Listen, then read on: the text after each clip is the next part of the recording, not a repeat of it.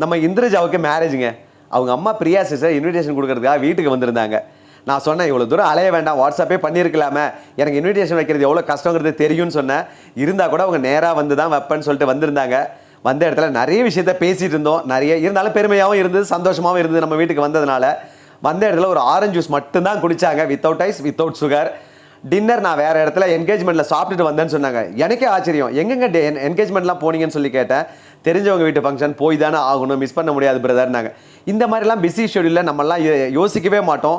இருந்தாலும் அதையும் மிஸ் பண்ணாமல் இவங்க போயிட்டு வந்தேன்னு சொன்னாங்க. ரொம்ப ஹாப்பியாக இருந்துச்சு. கூடவே பார்த்தீங்கன்னா என் பிரதர் ஷூட்டிங் போயிட்டதுனால என்கிட்டயே அவனோட இன்விடேஷனையும் கொடுத்துட்டு போகிறேன்னு சொன்னாங்க. சரி, கண்டிப்பாக பரவாயில்ல, ஒன்றும் பிரச்சனை இல்லை அப்படின்னு சொல்லிட்டு அதையும் வாங்கிட்டேன். அந்த இன்விடேஷன் அவங்க கொடுத்த நேரம் ரொம்ப ரொம்ப சந்தோஷமான ஒரு தருணமாக இருந்தது. நம்ம வீட்டு பொண்ணுக்கு மேரேஜ் அப்படிங்கிற மாதிரி இருந்தது. இருந்தால் கூட என் மனசில் ஒரு விஷயம் ஓடிக்கிட்டே இருந்தது. என் ஒய்ஃபை பார்க்க சொல்லிவிட்டு நானும் ஓடிட்டேன்.